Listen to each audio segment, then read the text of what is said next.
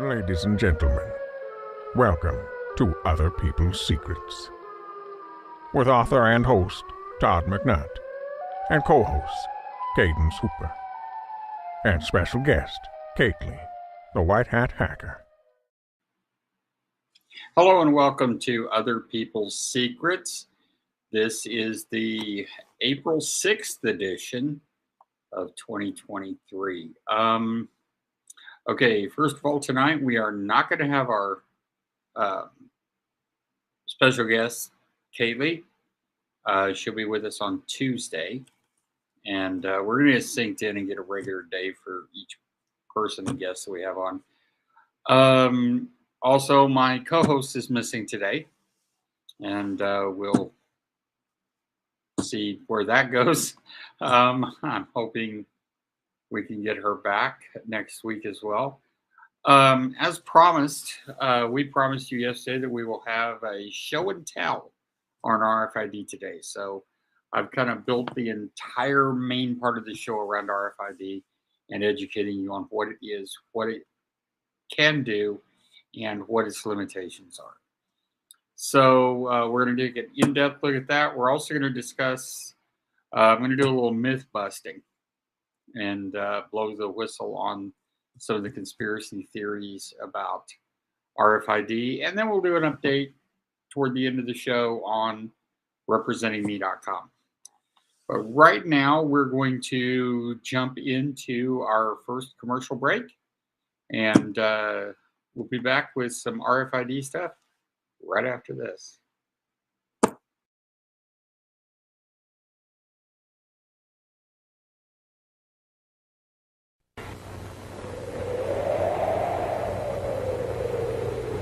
Introducing our tough one, the 1970 Chevelle SS396.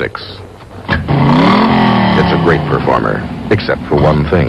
No one gives it a chance to perform.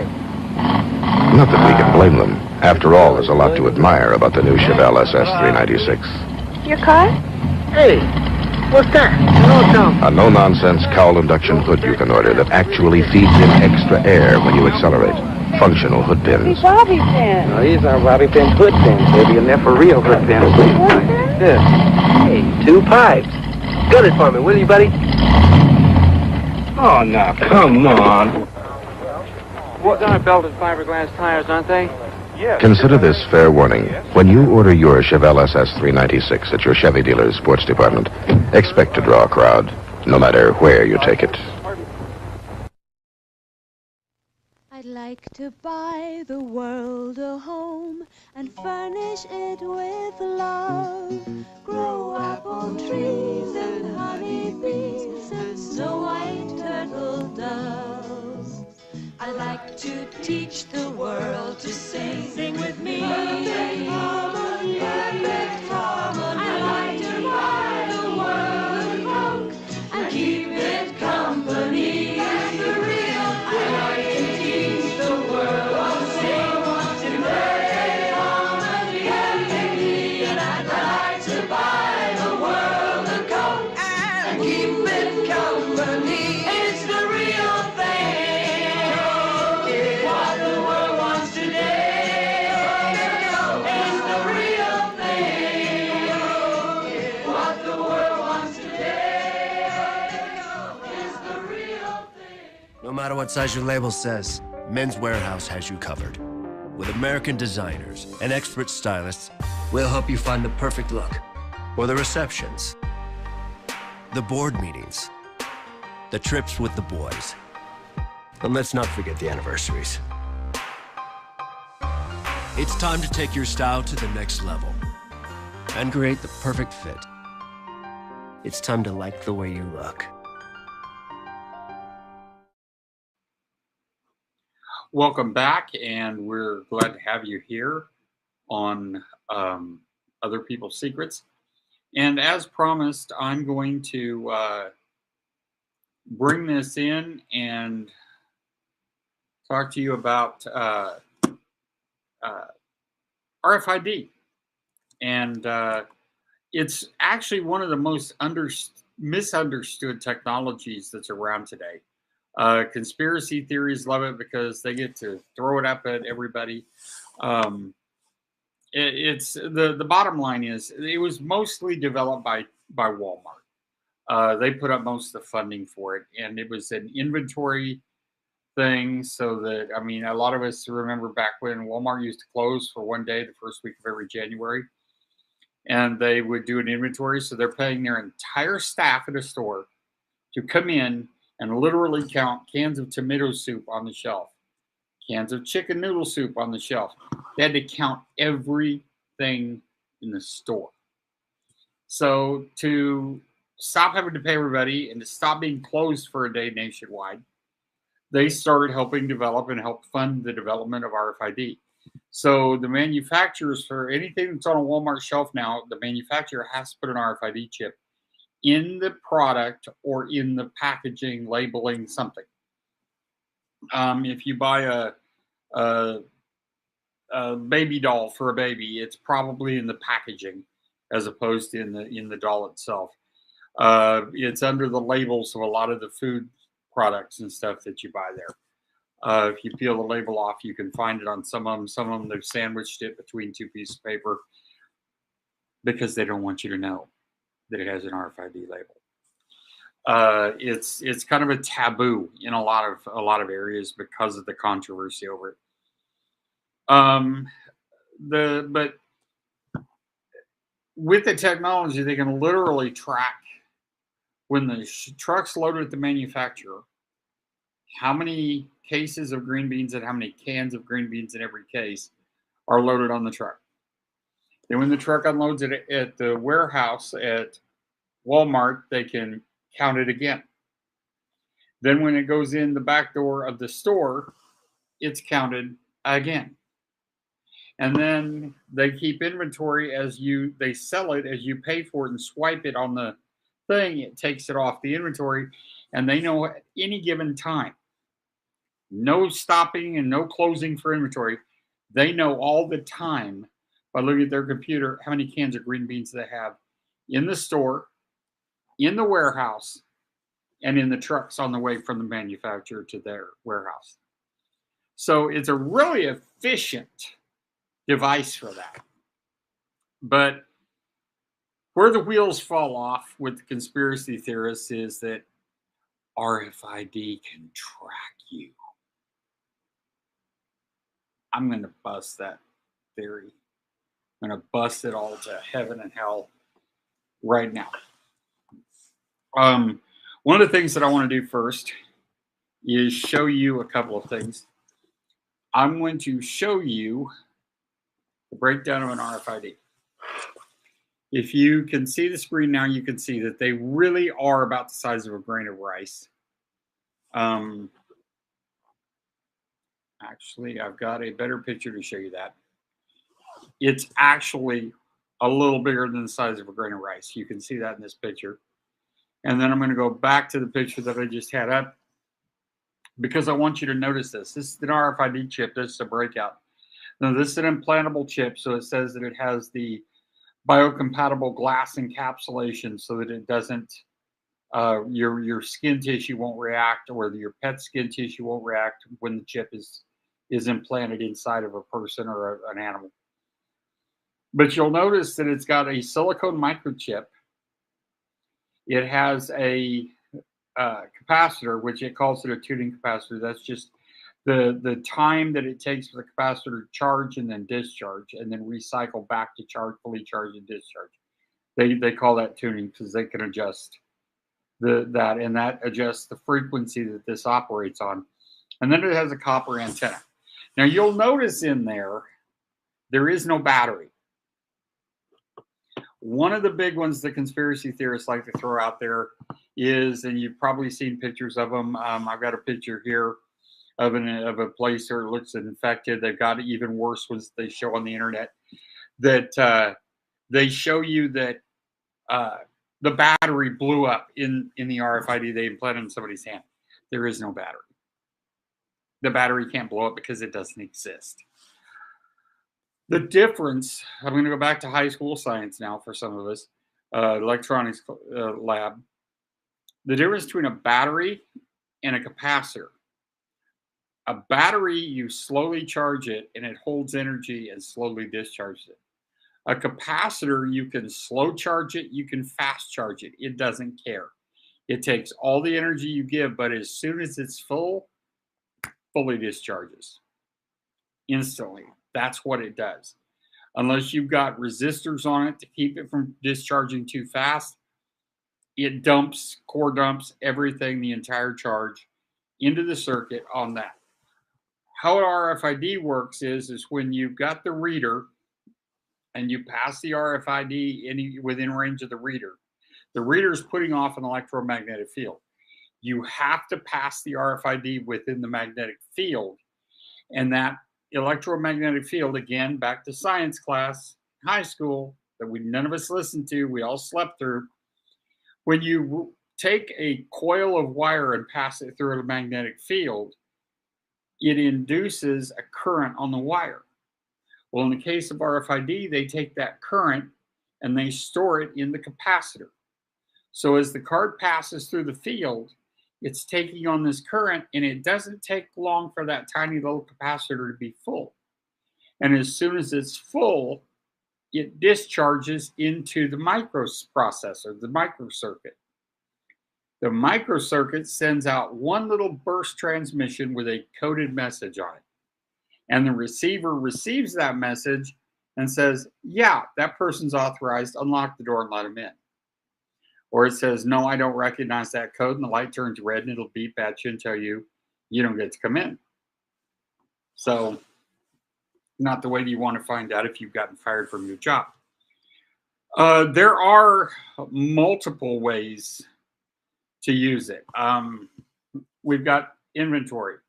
We've got access control into buildings and restricted areas of buildings and things like that. They have the access control. Your company ID card will often have a chip in it if they've got access control. Then we go to the implantable chips, the ones that people were implanting in their hands. Same thing they're putting in your pet when you take your pet to the vet and have it done. One thing I want to clarify on the pet thing is there are like 4 different systems, I believe, that veterinarians use. And they're all 4, even though they're all on 13.5 megahertz frequency, they all use different coding on the chip. So when they code the chip, it's different. So if your pet, these things don't track your pet. We'll get into that a little more in a little bit, but they don't track your pet. You can't find your pet if it's chipped. But if your pet is found and they take it to the vet scans it.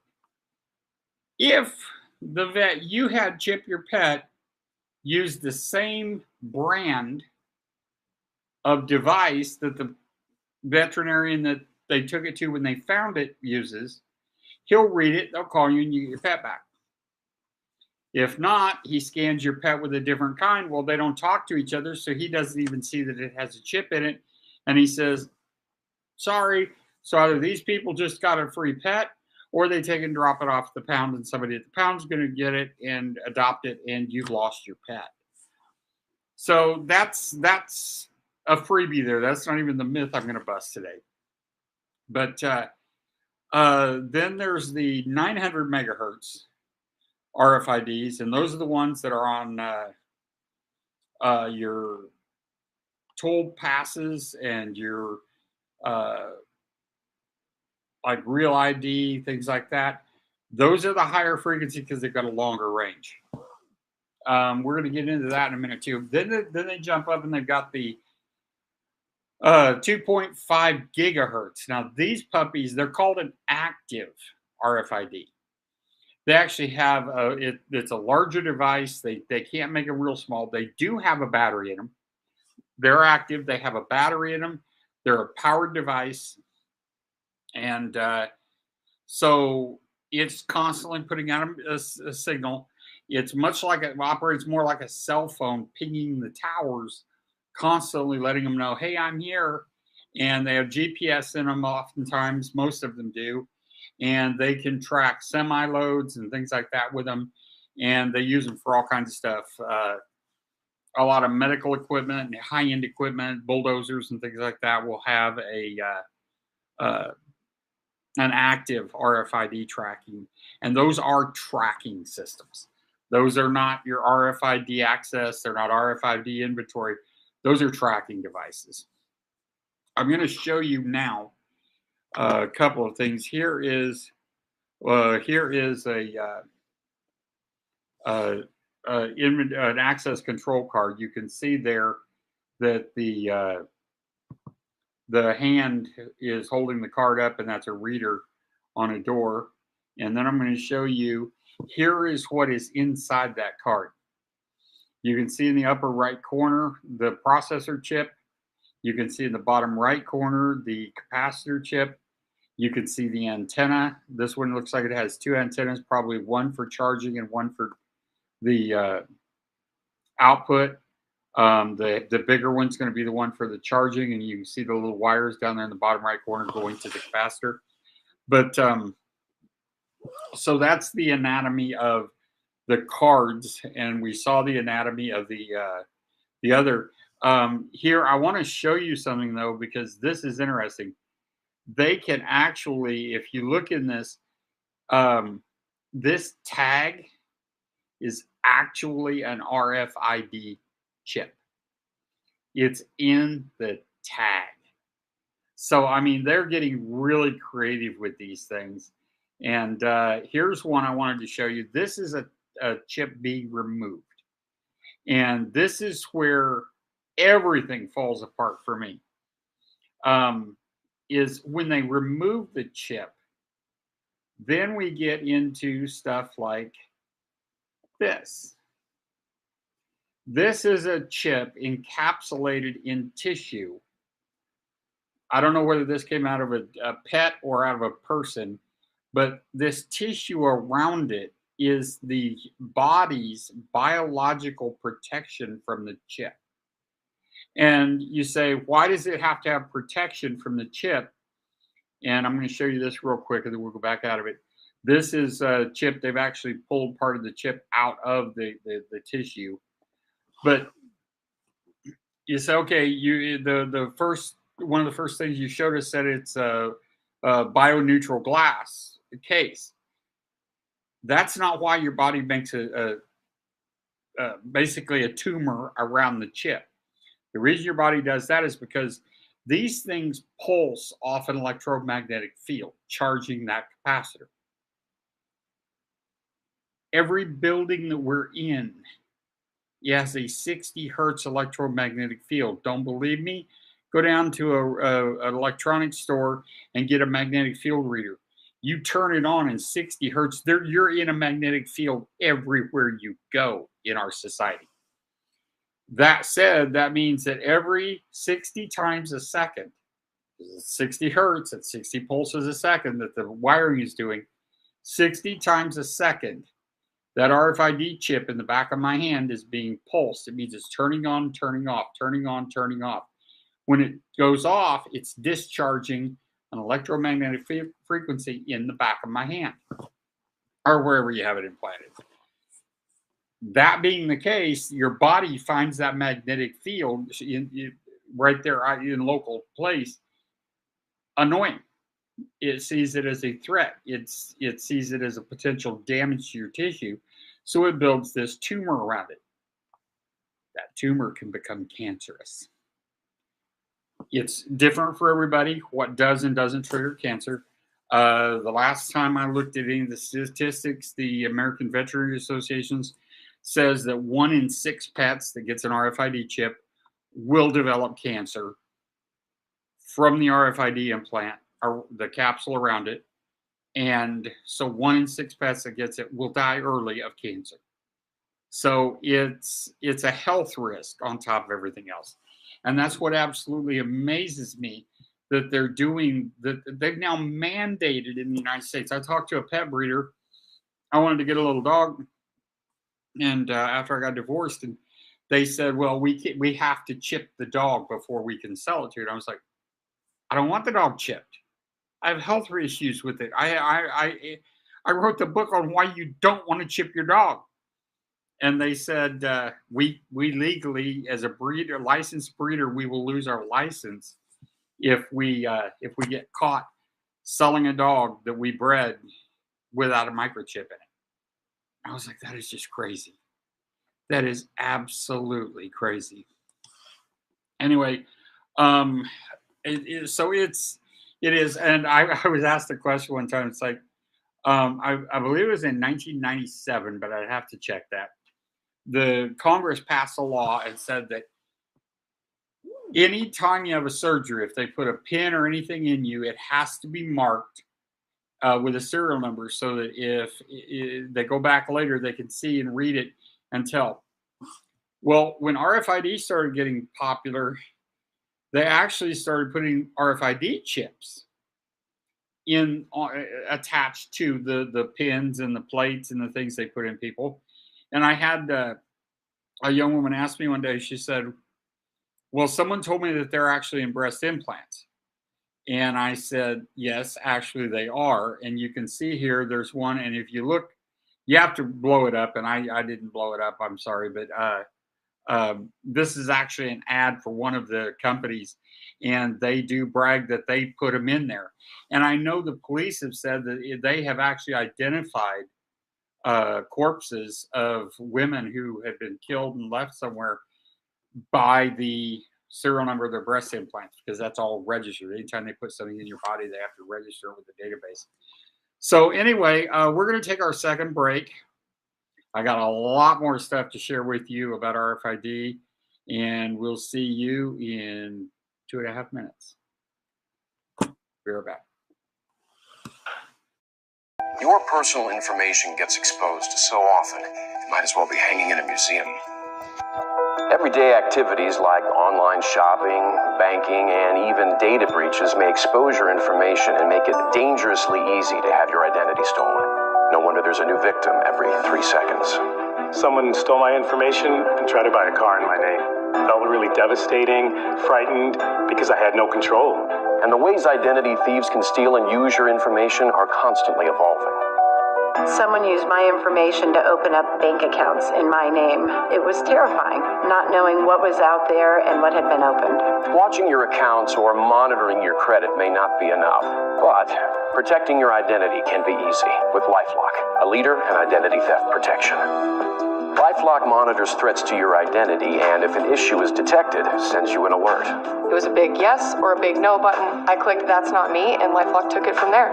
If you are a victim of identity theft, a dedicated U.S.-based restoration specialist will work to fix it. If something happens, you have somebody fighting for you. I don't know what I would have done without my restoration specialist. And you'll be covered by the LifeLock $1 Million Protection Package, including reimbursement for stolen funds, personal expenses, and coverage for lawyers and experts if needed. With the $1 Million Protection Package, I know LifeLock has me covered. It can be dangerously easy to steal your identity, but now it's easy to help protect yourself. I realized identity theft can happen to anybody, so that's why I signed up for LifeLock. Join the millions of people already protected by LifeLock, and for a limited time, save 25% with promo code 25TV. LifeLock. Identity theft protection starts here. Call 1-800-543-3562 or go to lifelock.com/25TV and use promo code 25TV to save 25% on your first year of identity theft protection. Enroll now. No matter what size your label says, Men's Warehouse has you covered. With American designers and expert stylists, we'll help you find the perfect look. For the receptions, the board meetings, the trips with the boys. And let's not forget the anniversaries. It's time to take your style to the next level and create the perfect fit. It's time to like the way you look. And we're back, and I'm gonna look here a little bit. I skipped over some stuff before that I'm gonna go back to. The RFID chips in your typical cards, they are readable up to about 1 foot. These are your corporate ID cards and things like that, access control cards. They'll usually read up to about 1 foot away. under the right conditions, if it's a new card and a strong reader. Then we go to the chips. These are the 13.5 megahertz. And they are, if you read up on them, they say, some places say that they'll actually be read up to 3 meters. That's bunk. That's absolute bunk. It's nonsense. I don't know whoever came up with that, but I've done a lot of testing and a lot of working with these devices. And trust me, if you're more than 18 to 20 centimeters away, there's about a 1 in 1,000 chance you're going to read the thing. So it's kind of crazy that they even try and say that it reads closer than that. Then we have these are the 900 megahertz. It's kind of a cheesy looking one, but we'll go back to this one and show you. These are the 900 megahertz. And these have the good long range to them. These are the ones that they put in things that they want to read from a distance. I've been told that they read for up to basically 300 feet, the length of a football field. And then again, we, as I said, the big ones, they're the 2.5 gigahertz. They're bigger. They're built into trucks and things like that to track them. They put them up inside of shipments when they crate stuff. A lot of times, if they're shipping it overseas and they want to track where it's at, they'll put one of those in it. But again, they've got a battery in them and things like that. They can be read for miles. They can actually even be read by a satellite. None of these other chips, I don't care what anybody tells you, if they tell you they can read a card, an implant, or a 900 megahertz from a satellite, you're dealing with somebody that's one of two things. They're either a blithering idiot or a blatant liar, one or the other, because the technology ain't there. There isn't that kind of range on these things. They have to have enough power, and those little teeny tiny, I mean, we're talking microscopic capacitors don't have enough power to do that. They just don't. One thing I do want to talk about, though, is the 900 megahertz. And I'm showing you a device now. This is called the Grabba. The Grabba, as you can see, it looks a lot like a cell phone with an adapter in it. I've gotten to play with one at a convention that I went to for emergency management and access control and security. And they showed us this device and were showing it to us, and they showed us films of them testing it. This is what Real ID is all about, folks. And this is why I'm fighting it as hard as I can. The RFID chip in a Real ID is in the 900 megahertz spectrum. And that gives it like a football field of range. So a policeman can hold this Grabba up as you drive by up to a football field away. And he can read your ID chip in your car as you drive by. Where in heaven or hell did they forget about the Fourth Amendment? Unlawful search and seizure. This thing, and when you read the articles about it, if you go look at their website and stuff, grabba.com, they talk about and they brag that this thing can read. They can put in, they can have you where they can take your picture. It'll do facial recognition. They can do fingerprints, thumbprints, things like that. They get you and have you put your finger on. They could read it, ID you. If you've got an ID on you, a real ID, they can read that. It can read the RFID in the currency in your car. So if you got your paycheck and go and cash it and you got $1,200 in your pocket, they know. They hold that device up. It tells them your ID, how much currency you have, and then here's the good one. You're going to love this. NRA fumbled the ball Huge in 2012. They absolutely bought the smoke and mirrors crap. In 2012, they decided they were going to put RFID chips in guns. The NRA started screaming, "Hell no, we won't go. You can't put a chip in our guns." And the government said, no, you don't understand. The chip won't turn the gun off. The chip won't do anything to affect the working of your gun. We got you. No, it doesn't. They didn't lie. NRA dropped it. But that means that little grab-a device, when the cop holds it up, if your gun was manufactured in 2012 or after, it tells him the make, model, caliber, and manufacturing date of your firearm. Again, without a warrant, without a probable cause, and without your permission. Go ahead, search everybody. It's all right. That was one of the issues I had that actually got me into the business of blowing the whistle on the information industry, is because a lot of people say, oh, well, you know, the police are going to use this for all good things and stuff. But let's just say some cop standing at a park and some pretty girl walks by. Hold that up. He's got her name, address, phone number, everything on her DMV record. He now has it in the palm of his hand. If she's got money, if she's got a gun, all of that. He knows all of that. Why? And where I was going with why I got into this was back in the day, I knew police officers who would run their daughter's boyfriends through the system. That's illegal. You can't do that. It's like, and they're like, well, but you know, it's for the safety of guard. Well, why don't you run my girlfriend through it for me so I know that she's safe and a safe bet to date? Why don't I've got a niece. Well, she's dating a guy. Why don't you run him through the computer for me? Oh, well, we can't do that. Well, you do it for your own daughter. Just because you're a cop, you get to know things I don't. I'm sorry, but that's no. I'm not going to go any further than that on that one.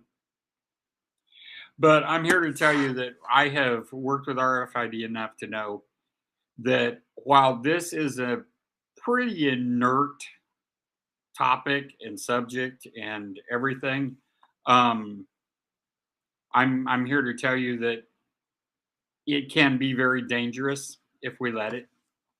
It can get out of hand very quickly.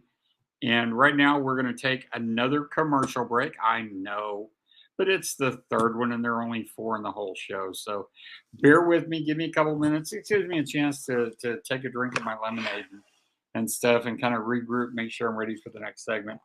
When we come back from this commercial break, we're going to talk about some more of the facts about RFID and blow some more of the myths and go from there. So hang on, we'll be back in 2.5 minutes.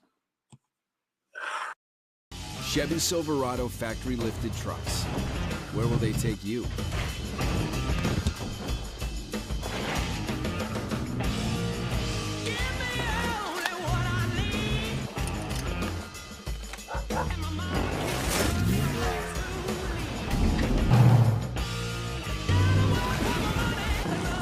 Silverado ZR2, Trail Boss, and Custom Trail Boss, because adventure is everywhere. RepresentingMe.com. Our democracy has been tested in recent years, but... Well, I'm not a crook. I've earned everything I've got. To make kinder the face of the nation. I'm not throwing in the towel. The point is that the program is not going to go forward. I've met with the families of some of those folks. I want to find a friendly reporter. Are you a friendly reporter? We honor the sacrifice of those who died for our country in many ways. So we're here once again on the Texas very border. important, and I think we've created a very positive culture of a can-do spirit and just get things done. I reject the idea. I really do. That's one of the things that bothers me. I have nothing to add. Not figuratively, actually, All literally. we're here to find out is how we are proceeding and when we will finish. Okay. First, I'm just going to say a brief... I think one of the things that we should So while I'd love nothing more than to pretend like this isn't happening. We are a nation that at its best loves, protects, and helps our fellow Americans. Welcome to representingme.com. Click on any person. Go to your state. Check out other representatives. Your registration is always private. And coming soon, World Leaders, the app, town halls, follow alerts. representingme.com.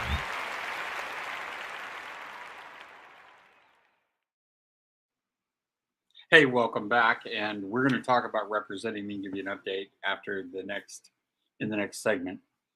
Right now, I want to go into a little more detail on the conspiracy theory nonsense that people put out there as fact about RFID.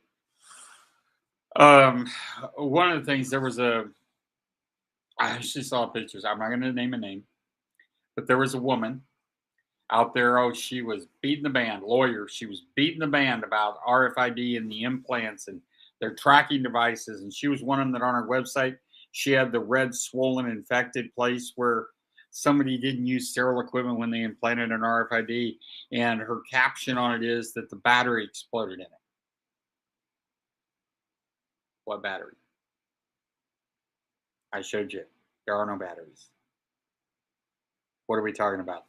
Then I actually saw somebody sent me some stuff because I was publicly getting on her about it and calling that thing.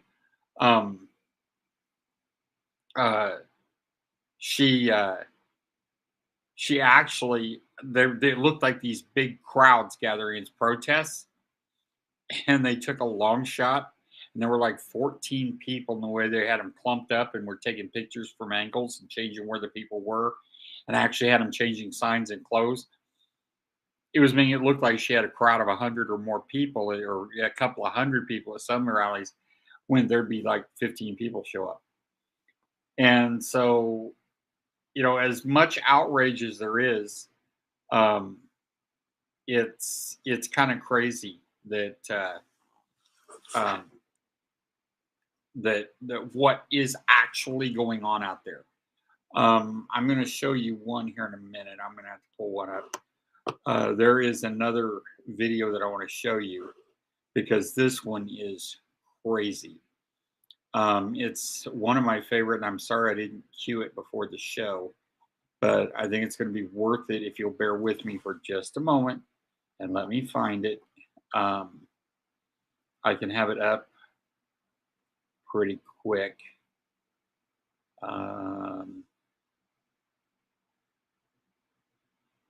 Well, it's not there. It has to be there.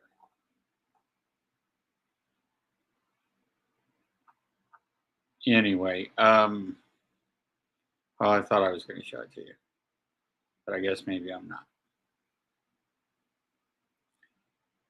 But anyway, it's a news clip from a reporter talking about a Saudi inventor that invented an RFID chip with that could be tracked from anywhere. They were going to put it in like prisoners and things like that, and be able to track them where they go. And if they go somewhere they're not supposed to, it would actually have a cyanide capsule built into it, so that you could push the button and kill it. So yeah, it was is some crazy stuff out there for ideas on what to do with this stuff. I think I know why it did it, because I grabbed the wrong thing. Anyway, so moving right along. We're the technology and where things are at. There's a lot of stuff to it, but a lot of stuff out there is just being crazy. They've got one that I love this one, Chippy. We talked about it a little bit the other day with Cadance in the show. Chippy is a fictitious character. It's a RFID chip. How original! I mean, really.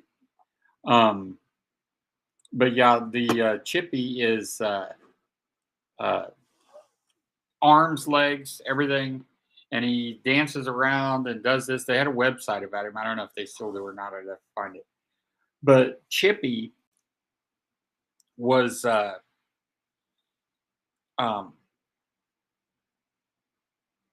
to come to your school, your kid's school, teach them all the benefits of RFID. Oh, nobody can kidnap your child again because your kid's got an RFID chip, all this stuff. All this stuff was conspiracy theory nonsense. Chippy never existed.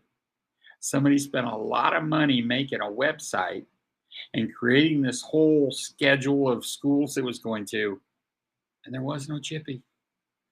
It wasn't a federal website. It was some conspiracy theorist's wild dream, and they put it out there, and people bought it.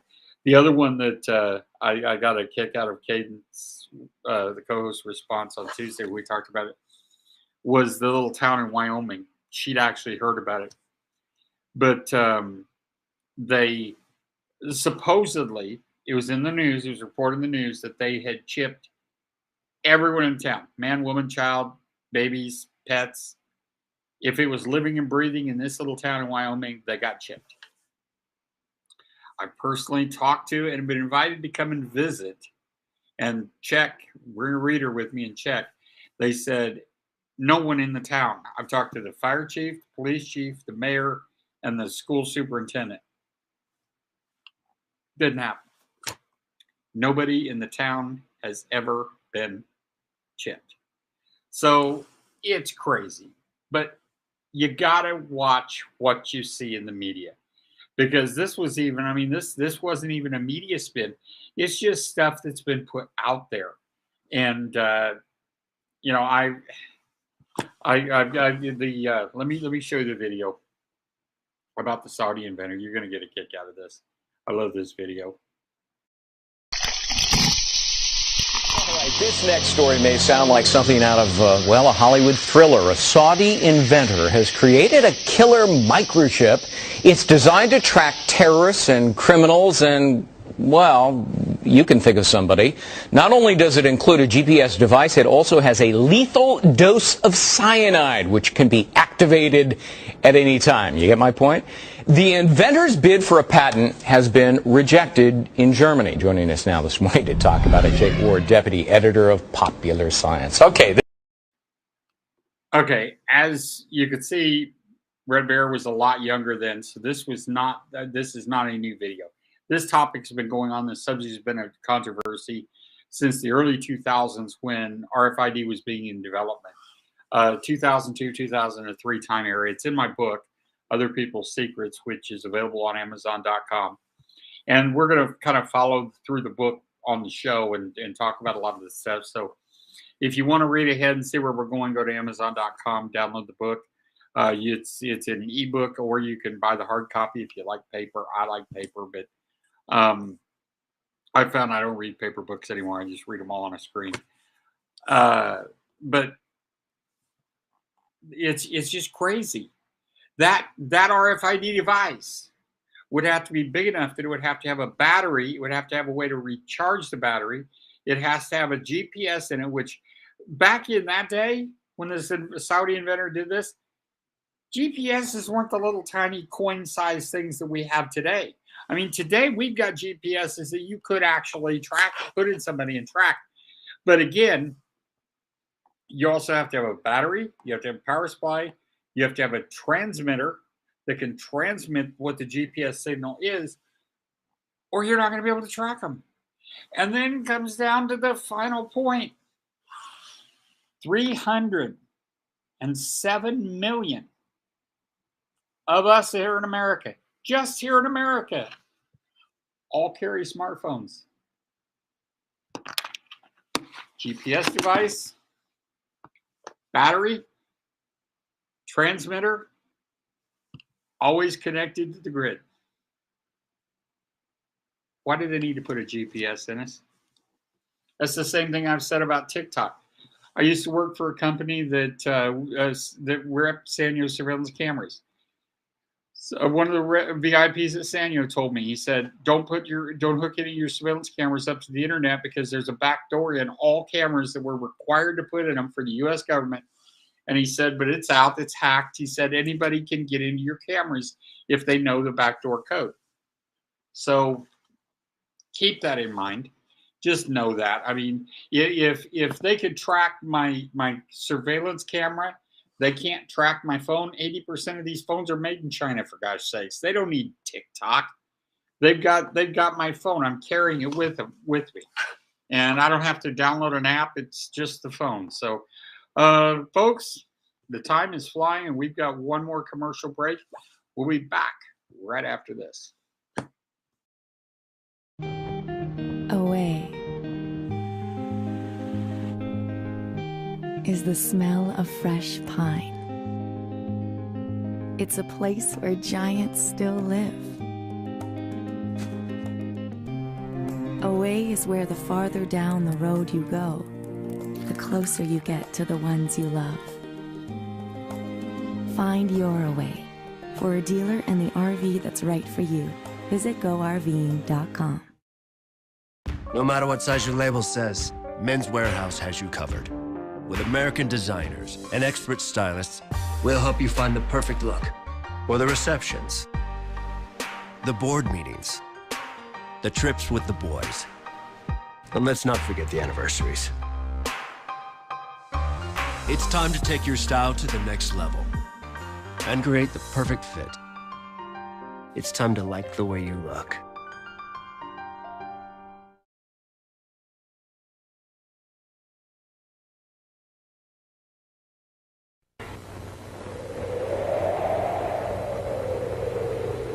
Introducing our tough one, the 1970 Chevelle SS396.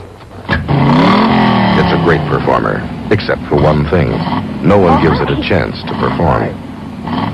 Not that we can blame them. After all, there's a lot to admire about the new Chevelle SS396. Your car? Hey, what's that?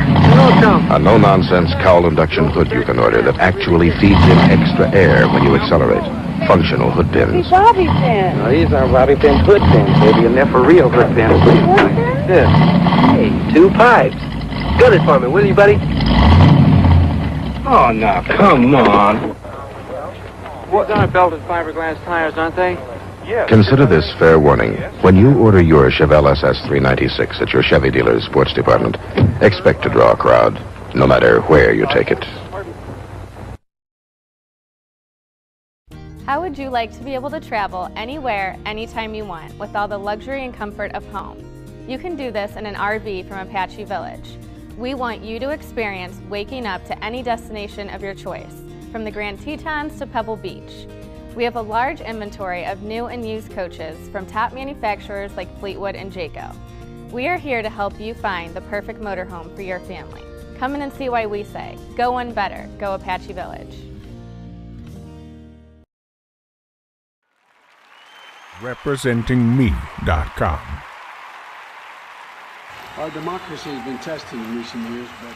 Well, I'm not a crook. I've earned everything I've got. To make kinder the face of the nation. I'm not throwing in the towel. The point is that the program is not going to go forward. I've met with the families of some of those folks. I want to find a friendly reporter. Are you a friendly reporter? We honor the sacrifice of those who died for our country in many ways. So we're here once again on the Texas very border. Important, and I think we've created a very positive culture of a can-do spirit and just get things done. I reject the idea. I really do. That's one of the things that bothers me. I have nothing to add. Not figuratively, actually, literally. We're here to find out is how we are proceeding and when we will finish. Okay. First, I'm just going to say a brief... I think one of the things that we should So while I'd love nothing more than to pretend like this isn't happening. We are a nation that at its best loves, protects, and helps our fellow Americans. Welcome to RepresentingMe.com. Click on any person. Go to your state. Check out other representatives. Your registration is always private. And coming soon, World Leaders, the app, town halls, follow alerts. RepresentingMe.com.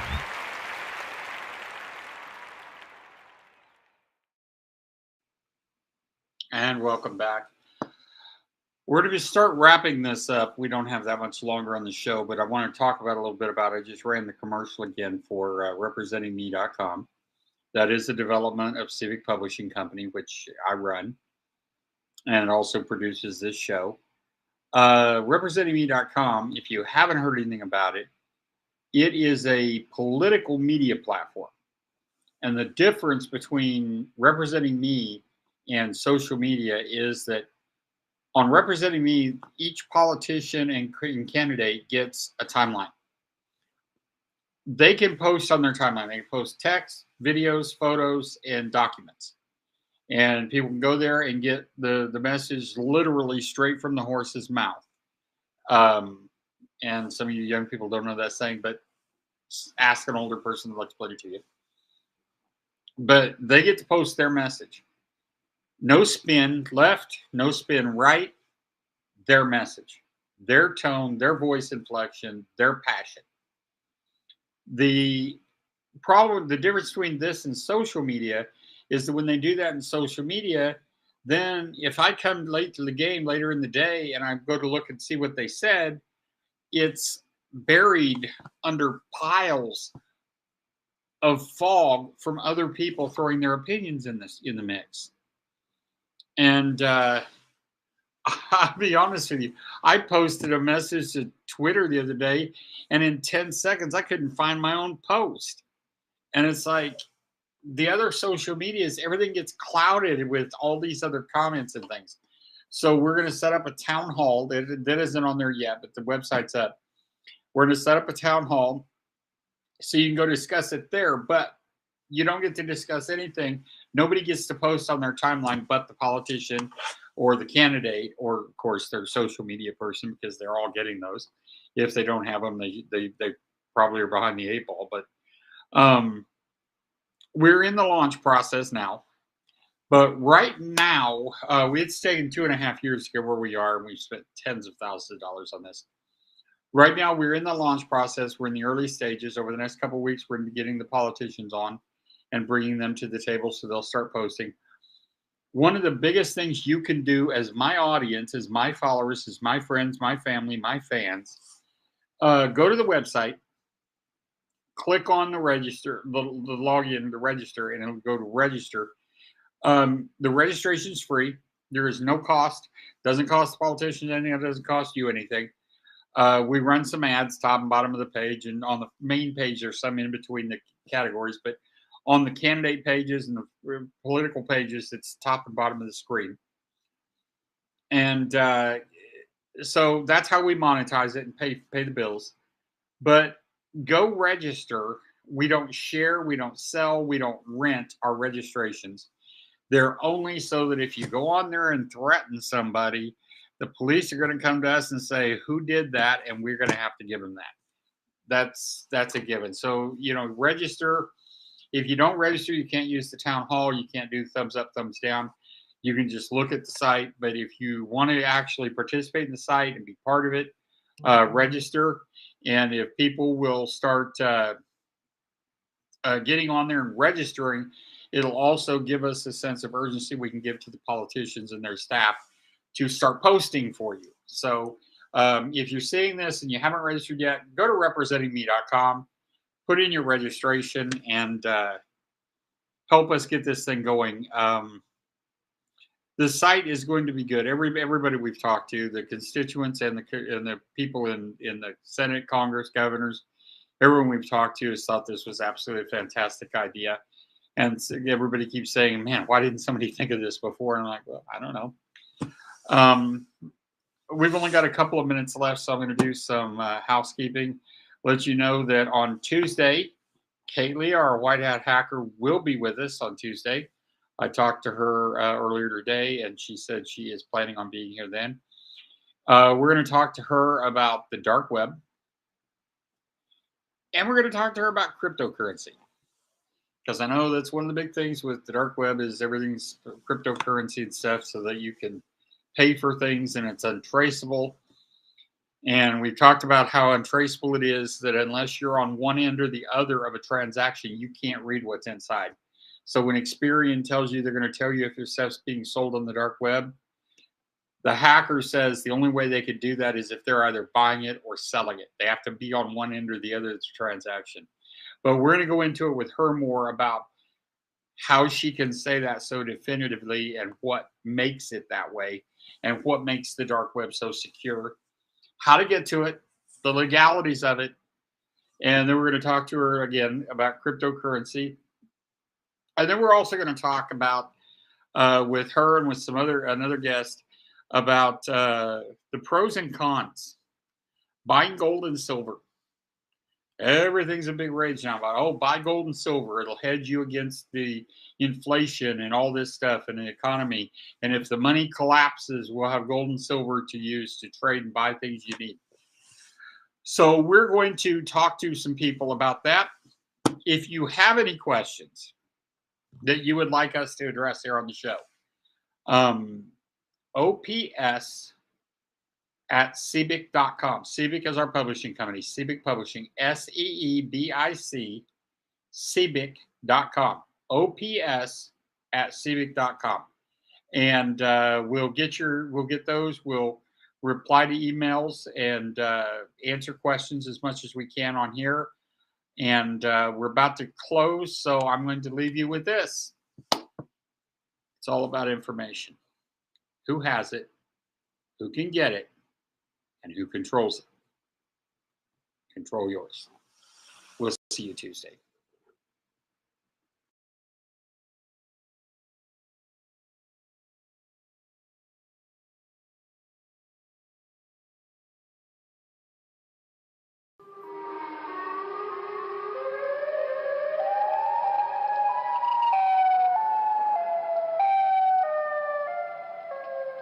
Ladies and gentlemen, welcome to Other People's Secrets, with author and host Todd McNutt, and co-host Kadance Hooper, and special guest Kaylee, the White Hat Hacker.